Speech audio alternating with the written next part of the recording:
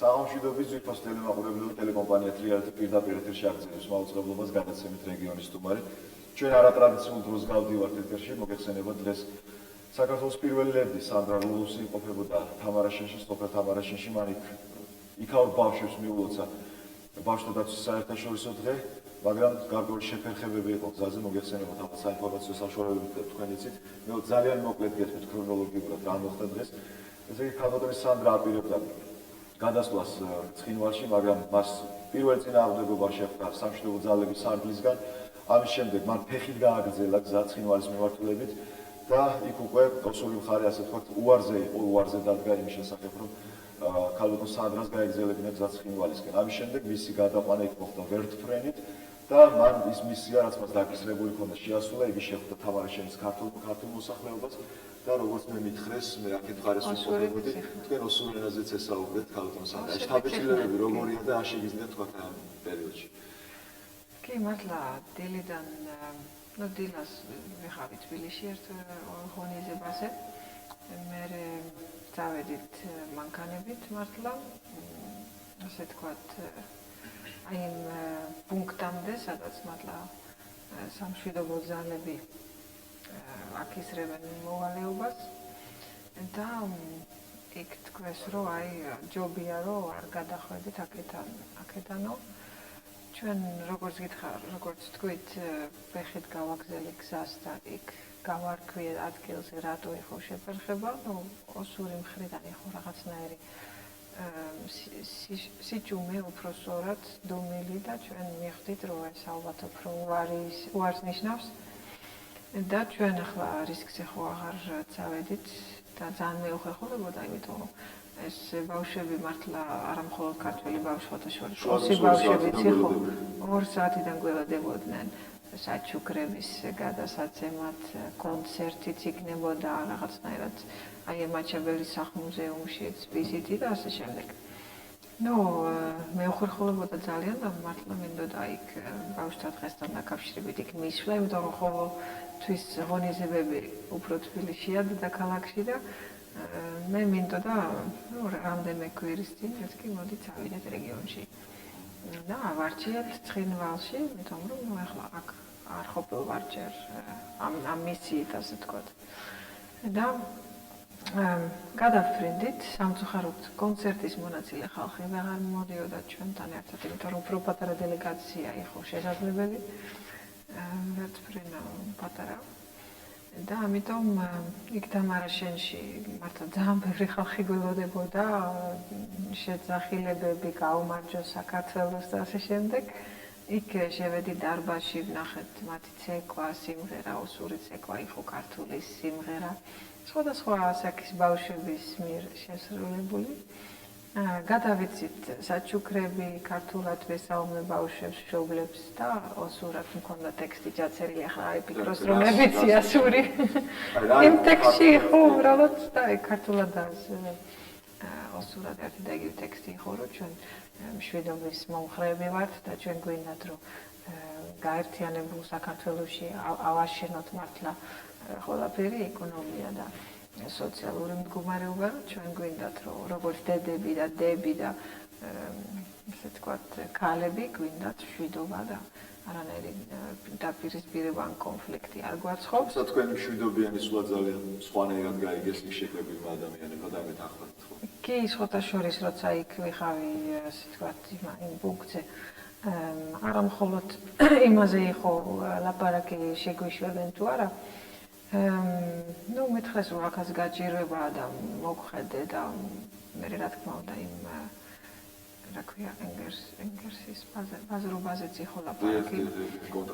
ხო, რომ რატომ დაყურეს ეს ხო ჩვენი შემოსავალი იყო და ასე შემდეგ. რა თქმა უნდა მე არა ვარ დეტალებში გარკვეული, მაგრამ ერთი ვიცი რომ ეს იყო არაკანონიერი, არალეგალური გზით არსებული ბაზრობა, ასე ვთქვათ და მეთქი თქვენ ხო გესმის რომ რატომ არის ეს გაუქმებული და თქვენ ჩვენ ნოლიდან უნდა დავიწყოთ და აუცილებლად იქნება სამუშაო ადგილები, უბრალოდ თქვენ ცოტა უნდა დაიცადო რომ ეს ნორმალური გზით საბაზრო ეკონომიკის პრინციპებით განვითარდეს, ხო? ეს არალეგალური, ეს არ გვაცხობს და ეს არ გვეპატრება. მაგრამ მაინც იყო პრეტენზიებით. ერთი დეტალი, რომელიც ჯერჯერობით უცნობია საზოგადოების, უკან გამოსვლის დროსაც შეგერგები, მე ვიცი რომ როგორი პრობლემები შეგექმნათ თქვენ. აი ამ წუთში მე მაცნობს რომ ჩვენი კორესპონდენტი დაკავებულია ცხინვალში და რამდენიმე არხის კორესპონდენტი დღეს ამ წუთში დაკავებულები ასეთი ინფორმაცია არ მოვიდა ჩემამდე, მაგრამ ჩვენ უკან მართლა ცხინვალის ერთ-ერთ პუნქტზე, შესაძლოა პუნქტზე ვცდილობდით შესვლა, მე ვიხავი მზად რომ სულ დაცვის გარეშე შემოსული ვიყო, მეთქი რომ მინდოდა უბრალოდ ცხინვალის ცენტრში ჩვეულებრივად შეიშვება რაღაც აი იქ ოსური დახუპული ბიჭების აი ჯარისკაცის მემორიალთანაც ხვავილების დადება, რასაც ვაკეთებდით თამარაშენში, რასაც გავაკეთეთ, მინდოდა ორივე მხარეზე ხო ეს ძალიან ბუნებრივი და ადამიანური გადაწყვეტილება იყო, მაგრამ არც იარაღების გარეშე არც შეგიშვეს. მე ისე ვერტფრენის ადგილზე დავბრუნდით და იქ ცოტა ადგილია და ამიტომ ნაცილი მაინც წავიდა მანქანით და მართლა როგორც შემატყობინეს იქ რაღაც პუნქტზე შეაჩერეს და უბრალოდ რაღაც გამოკითხვა იყო ახლა რომ დააკავეს რაღაცას ინფორმაცია მე არ მაქვს და მე პირიქით დამირეკეს სამინისტრის მოადგილე ბატონ გიგიმ რომ ჩვენ გზაში ვართ და მალე გორში ვიქნებით და პირველი მაყურებელი ყავს ხაზი მოდით გავისაუბროთ საღამოშვიდობისა გისმენთ პირდაპირ ეთერში ხართ საღამოშვიდობის მე გისმენთ თქვენ ბატონო ისმის თქვენი კალადინო სანდრა ჯერ გილოცავ მშვიდობით დაბრუნებას გორში მე მინდა მეორე საკითხი ავნიშნო იმას რასაც თქვენ აკეთებთ აი ესე შეიძლება ითქვას თქვენი მკერდი ხალი უცხო ძალი საქართველოსთვის ნამდვილად გმირობის ტოლფასია ბევრი გაზოლუქებული ქართული ამას ვერ გააკეთებს იმიტომ რომ იყო პარლამენტში კომისია ამის მოსარეგული აი ცოტა მეტი უნდა მოსთხოვოთ იმას ვისაც ამ საკითხის დარეგულირება წლების განმავლობაში ევალებოდა და თითი არ განწვიეს და ცოტა უკეთესად იქნებოდა დღეს საქმე ეხლა ცოტა სხოლასტური გამომდის საუბარი რაღაცაზე მინდოდა მესაუბრა თქვენთან მაგრამ ამ წუთში ეს პრობლემაა დიდი მადლობა გასაგებია ქალბატონ სანდრა მე დავსვავ კითხვა პოზიცია დააფიქსირა ჩვენმა ტელემაყურებელმა 14 წლის განმავლობაში ეს კონფლიქტი ვერ მოგვარდა დღეს ფაქტიურად თქვენი მეუღლე პრეზიდენტია თქვენც ასე ვთქვათ სამშვიდობო მისიით ჩახვედით ცხინვალში აი თქვენ როგორ ფიქრობთ რა შეიძლება ამ ადამიანებთან აი როგორ შეიძლება ამ ადამიანებთან საუბარი მშვიდობიანი მოლაპარაკებები თუ აი როგორ უნდა მოგვარდეს ეს კონფლიქტი აი თქვენ თუ გისაუბრეთ ბატონ მიშასთან და თქვენ თუ ერკვევით აი ამ საკითხებში რა შეგიძლიათ რა თქმა უნდა ეს დიდი პოლიტიკა გაწელილი კონფლიქტი შეიძლება ასეთ ეცოდოს იგივე 14 წელი მე გეტყვი რომ მართლა ძალიან დიდი ხანი გაგრძელდა ეს სიტუაცია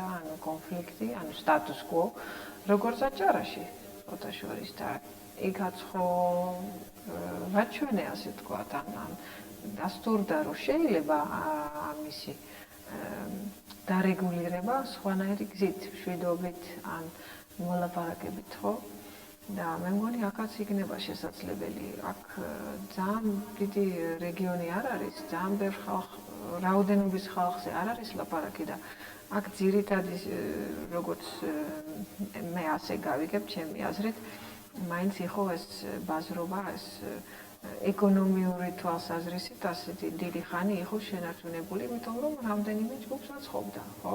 და ამიტომ იყვნენ ჩუმად და ერთმანეთს ფარებოდნენ. მაშინ ირაკლი ოქროშვილმა გააკეთა გორში განცხადება, რომ აი ამ ბაზრობიდან ასე ვთქვათ საკმაოდ კარგად ითვლებოდნენ ხელს იგივე სამშვიდობო ძალები და ცხინვალის ხელისუფლება. ხო, ნუ ახლა არ ვიცი დეტალები. ბატონი პრეზიდენტი საკმაოდ კარგ ასე ვთქვათ პირობებს სთავაზობს ოსურ მხარეს ეს არის რკინიგზის ამოქმედება, სასუქების შეტანა, პენსიონერთათვის პენსიების დარიგება. ზუსტად მე მგონი მათთვის ყველანაირად ახლა ორივე მხარეს ვლაპარაკობთ ხო, ქართველები, ოსები, რუსები ცხოვრობენ, სომხები ცხოვრობენ. ყველასთვის უნდა იყოს ნელ-ნელა უკვე ნათელი, რომ აი დღევანდელი ახალი მთავრობა თბილისში მართლა არის კეთილად განწყობილი ყველა მისი მოქალაქის მიერ. რა აროვნების არ უნდა იყოს, მე მგონი ჩვენ ეს ნელ-ნელა უკვე ვაჩვენეთ და ნათელი გახდა ყველასთვის და ნელ-ნელა უკვე ინტერესი გაიზრდება მე მგონი რომ როცა უკვე საქართველოს რაღაცა წელში არის გამართული და ჩანს, რომ აი უცხოეთიდანაც ხანაერად გვეხურებენ, დაბრუნდებიან ქართველები, თქვენ მგონია ეს პატარა საქმეა, ეს ძალიან დიდი საქმეა და ეს არის რაღაც ფსიქოლოგიური რაღაცნაირად დამაგრება ჩვენი და მე მგონი ძალიან მალე ხვალა მოუდება ასე თქვათ ჩვენთან კარგი ურთიერთობები მეზობელი ქვეყნებიდანაც კი რომ მართლა ასეთ სამახ საქართველოსთან იყოს კარგ კონტაქტში და კავშირში და ეკონომიური გზით მე მგონი ეკონომიური გზით ეს არის ყველაზე დიდი სტიმული. ძლიერი ხო არ არის სწორი სტიმული იმისა რომ ამას რა თქმა უნდა დრო უნდა ახლა 4-5 თვე არის ხო რაც ჩემ მეღორე პრეზიდენტია და მაგრამ უკვე ჩანს რომ რაღაც ნდობის ფაქტორი სხვანაირია ინვესტიციები მოდის უფრო ინტერესი არის აი საფინანსო ისე თქვა დაწესებულებები როგორც სოფლიო ბანკი და საერთაშორისო ფონდი ისეც უფრო ინტერესით და ახალი დაპირებებით მოგმართავს და ეს უკვე სხვანაირი მიდგომა და მე მგონი მართლა ეშველება და როგორც თქვენ იცით მიშა მიდის საკმაოდ დიდი ნაბიჯებით წინ და იმიტომ რომ მას ისედაც ფიქრობს რომ ეს თელი პერიოდი 10-12 წელი მართლა სამწუხაროდ დაკარგული დროა და ბავშვები გვეზრდებიან, ხალხი დღეს არის ალბათ, დღეს არის გაჭირებული, ამიტომ რაც შეიძლება სწრაფად უნდა გამოსწორდეს და მე მგონი ჩვენ ახლა ზუსტად ტალღაზე ვართ რაღაცნაირად და ამიტომ ყველანაირი ძალა უნდა შევკრიბოთ ჩვენში და რეზერვები უნდა გამოვიხენოთ, რომ მართლა მაქსიმუმი მივახციოთ. თქვენთან ერთად იქ უცხოელი დამკვირვებლებიც მე უთოს მისის წარმოადგენელი ახლებებსაც ასევე არბიენსაც საშუალება შესრულებად ცხინვალში. ხო არ ფიქრობთ რომ ეს გარკვეულწილად რაღაც საერთაშორისო სკანდალის ხასიათსაც მიიღებს და საერთაშორისო ორგანიზაციები მათ იქ აქვთ ოფისი ცხინვალში და მათთვის ახლა კი მაგრამ ის არ შევიდნენ თავის ოფისში. ხო არ ფიქრობთ რომ ეს მისიების შესაბამის ასე ვთქვათ რეაგირებას მოახდენენ ამ ფაქტზე რომ ესაც პოლიტიკური შეფასებაა და მე თავს ვიკავებ ეს მართლა იმ დონისის ხო არა ვარ. კიდევ ერთი ზარი კალათო სანდრა. საღამოშიდობისა გისმენთ პირდაპირ ეთერში ხართ. მოგესალმებით. ალო. დავარჯობთ. მოგესალმებით. მოგესალმებით. ისეთ რაც ნაბადიოთ რომ გაწუხებთ და მე მაინტერესებს კალათო სანდრას და როგორ შეიძლება დაკავშირება პირადად მინდოდა რომ კონდა რაღაც პრობლემა და ამისად. კალათო სანდრა ძალიან ხშირად აცხადებს რომ ამ ეთერში თავის ასე ვთქვათ ოფისის კოორდინატორს. ჩვენ გვაქვს რა თუ თქვენი საკითხი არის ჰუმანიტარული თუ ატარებს ჰუმანიტარულ ხასიათს მაშინ ჩვენ ბარნოვის 9 ნომერში თბილისში გვაქვს ოფისი და მუშაობს ასე ვთქვათ 11 საათიდან 4-მდე 5-მდე და იქ შეიძლება განცხადების შეტანა ბარნოვის 9 ნომერში იქ ყველაფერი განცხადების საფუძველზე მაინც იმიტომ რომ ძალიან ბევრი ხალხი მოგმართავს და ჩვენ ვცდილობთ რომ რაღაცნაირად ვნახოთ რა გვეხება და რა შედის ჩვენ კომპეტენციაში ან რისთვის შეგვიძლიათ პროექტის დაწესება ან სპონსორის მოძებნა და საკმაოდ ხშირად არ გვეხება და მაშინ ჩვენ გადავწევთ რომ ჯობია კანცელარია მიმართო ან მერიას ან თქვენი ადგილობრივი ხელმძღვანელობას მაგრამ ყველასთვის არის ხოლმე პასუხი და არის ფიქრობ რომ გულთან ახლოს არ მიგდათ მაგრამ ვცდილობ რომ რაც მე მეხება და რაშიც მე ვარ ასე ვთქვათ კომპეტენტური რომ ის განცხადებები და წერილები ამოვიღო და გამიხენოთ. ხალხო, თქვენთვის თუ აცნობილი ბატონი მიხეილ სააკაშვილი თუ აპირებს იგივე ასე ვთქვათ გზის განმეორებას, რომელიც თქვენ დღეს შეასრულეთ. იმას ვერ ვფრენით, მაგრამ თუ აპირებს ჩასვლას ეს ნამდვილად არ ვიცი, ალბათ იქაც რწმუნებულიც არის იქ, პროკურორიც იყო გუშინ, მინისტრებიც არიან სულ და სულ იცვლება სიტუაცია და როცა საჭირო თვლის, მე მგონი მშიშარა არ არის ჩვენი პრეზიდენტი და მე მგონი თუ საჭიროა თუნდაც იმ სოფლებში მისვლა, სადაც მართლა იზოლაციაში იმყოფებიან, როგორც თქვენ ახლა ნახეთ, ხო? თუნდაც იმ ხალხის მხარდაჭერის გამოხატვით კი წავა. კიდევ ერთ საათი. საღამოშიდობისა გისმენთ ეთერში. ალო? დიახ, გისმენთ.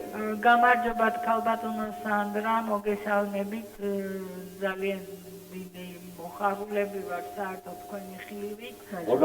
საერთოდ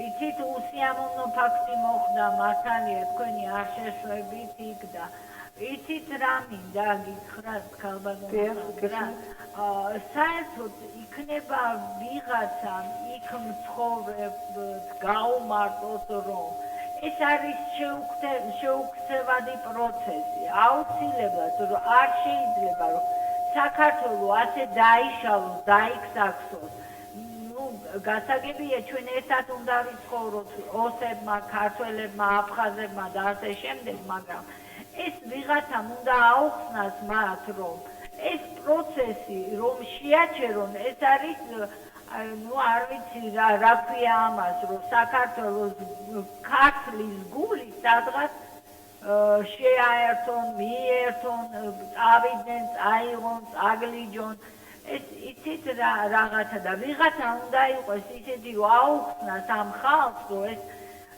შეუქცევადი პროცესია ეს მაინც მოხდება გასაგებია ქალბატონო დიდი მადლობა გასაგებია თქვენი ასე ვთქვათ ეს კითხვის აზრი ქალბატონო სანდრა მართლაც 14 წელი კონფლიქტის შემდეგ ბევრმა ცხინვალში მაცხოვრებელმა 14 წლის ბავშვმა არ იცის ქართული მას არ ქონია ურთიერთობა ქართულ ბავშვთან აქეთ ამ ხარესაც ასე ბევრი ვიცი ბავშვი დევნილობაში დაიბადა მან არ იცის ოსური ენა რომელიც ცხინვალში ცხოვრობდა და ცხინვალიდან არის გამოსული ხო არ ფიქრობთ რა ქალთა როლი თუნდაც აი თქვენი რომ დაელაპარაკოთ ოსტედებს და აუხსნათ ჩვენ სიტუაცია ჩვენ არა ვართ თქვა საუბრად სამოსული ჩვენ მხოლოდ მშვიდობიანი გზით აი ხო არ ფიქრობთ რა ეს მოლაპარაკებებს მაგ უფრო უნდა გაფართოვდეს სპექტრი აი სამშვიდობო მისიებს თუნდაც არასამთავრობო სექტორის ჩართვა ნუ ახლა დღეს ასე თქვა ქალებთან სასაუბროთ არ დავედი, მე ბავშვებთან წავედი ამ ხონიეზებისთვის და რა თქმა უნდა ეს სიმბოლური ცვლაც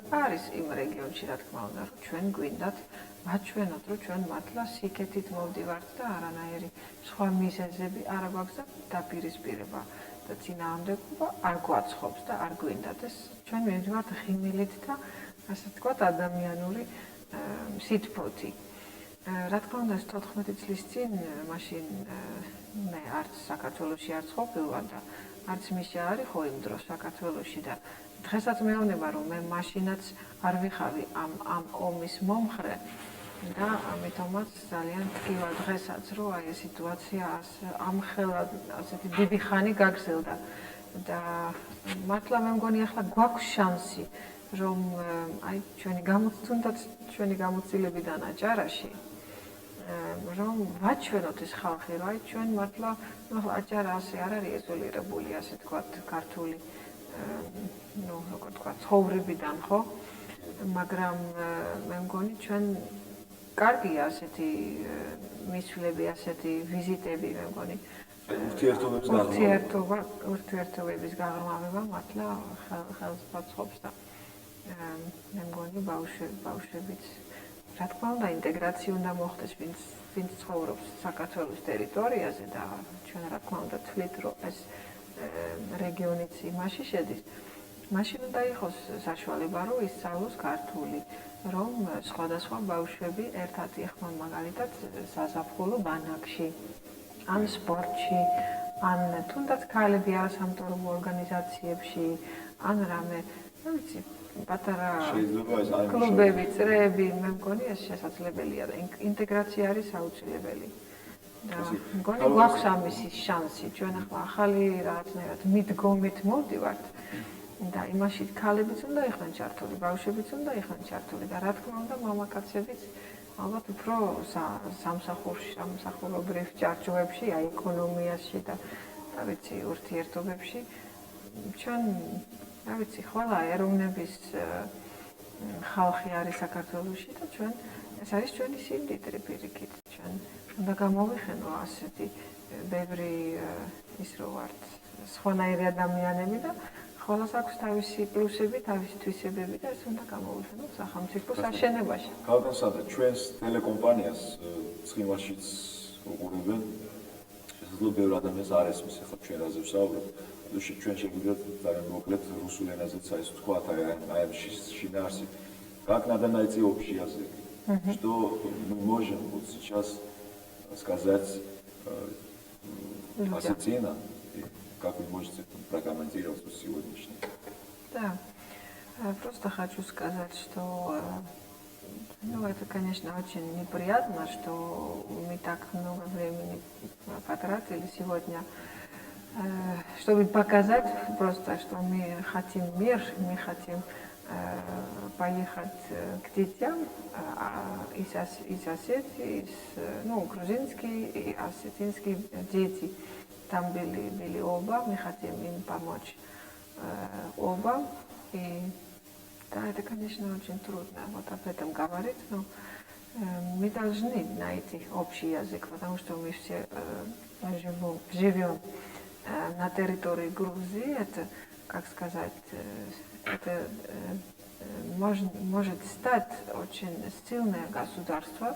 Я думаю, этот шанс у нас есть сегодня, и мы должны все вместе, вот, все вместе, там есть армяне, там есть русские, там есть осетины, там есть грузины, все вместе, евреи, все вместе мы должны это как-нибудь достать. Ну, конечно, через мир. Мы никогда не хотим конфликт, никогда не хотим какой-то конфликтной ситуации. Мы хотим только мир. И я думаю, мы можем это достать через разговоры, через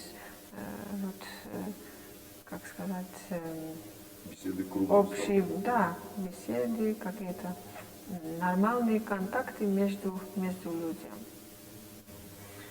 ზარიკოს თუ ასწრები ეთერში. კიდევ ერთი ზარი. ეს საღამოშიდობისა თქვენ პირდაპირ ეთერში ხართ ისმით. მოგესალმებით. გამარჯობათ. ქალბატონო სანდრა, თქვენთან ერთი კითხვა მაქვს თუ შეიძლება. მოგვარდება თუ არა ცხინვალის პრობლემა მშვიდობიანი გზით?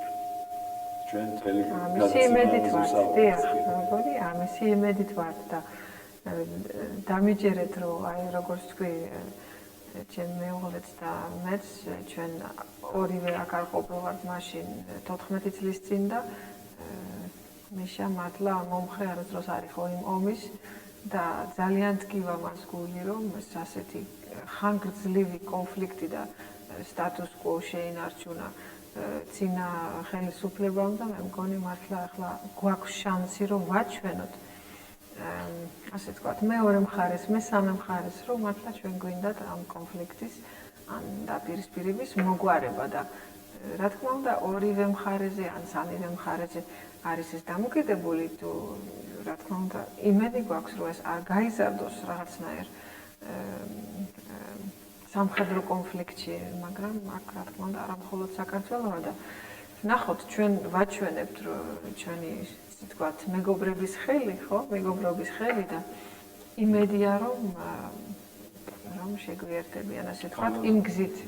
ხალხს თქვენ ახსენეთ მესამე ძალა. ხო. მესამე მხარე. ეს ჩვენ შევხვდით იქ რუსი სამშვიდობო ძალების სარდას ნაბსდებს. როგორ შტაბისებო დარჩეთ? ასრულებენ ისინი დაკისრებულ მოვალეობას პირნათლად. რა თქმა უნდა, მათთვის ძალიან ძნელია. თუ ასრულებენ ვიღაცის დავალებას. თქვენი შტაბის-დილება მაინტერესებს. შტაბის-დილება არის, რომ ყველა ვინც შეხვდით დღეს, ყველა არის ადამიანი, ყველა რაღაც იმედებიც არის, მაგრამ აგრეთვე არის სამსახურში და უნდა თავის სამსახური შეინარჩუნოს, ამას აქვს დავალებები, ამას აქვს რაღაც კომპეტენცია და რა ვიცი, როცა ვუხურებ თვალებში და დაველაპარაკები, რომ გამარჯობა და ვეთქვი მათ ენაზე და ვეთქვი, რომ აი აქ მაქვს საჩუქრები და იქნებ გადავცეთ და ასე შემდეგ და ეს არა მხოლოდ ქართულ ბავშვებს, არამედ ოსეთ ბავშვებს და ასე შემდეგ. მე მაინც ვეძებ ვიცით იმ თვალებში აი ადამიანს და ყოველთვის პოულობ და როცა უარს მეთხვის, მე პირიქით მე დღესაც ვთქვი, აი როცა დაბრუნდით იქ ცხინვალზე რომ არ გაგვათ არის ასე თქვა, ვთქვი მე მესმის თქვენი მდგომარეობა, მაგრამ მე იმედს არ ვკარგავ და მე მესმის, მე არა ვარ გაბრაზებული თქვენზე, მაგრამ ჩვენ კიდე შეხვდებით სულ სხვანაირად და მე მგონი მშვენივრად გაიგეს. დიდი მადლობა ქალბატონო სანდრა. ეხლა მეუბნები ჩვენი პროდიუსერი უამრავი ადამიანი გეუბნება თქვენ გარეთ, უამრავი ჟურნალისტი და დიდი მადლობა თქვენ იმისთვის, რომ მაინც გამონახეთ აი ესეთ დაძაბულ დროს და ჩვენთან მოგზავნით ადგილობრივი ტელეკომპანიის ეთერით გააკეთეთ ეს განცხადებები. მე იმედი მაქვს, რომ ჩვენ კიდევ მალე შევხვდებით ერთმანეთს ამავე სტუდიაში და უფრო ცლად ვისაუბრებთ სხვადასხვა თემებზე. დიდი მადლობა მაყურებელს, ვინც დაარენდა. დიდი მადლობა თქვენ. მომავალ სამშაბათს ჩვენ დავშევდებით.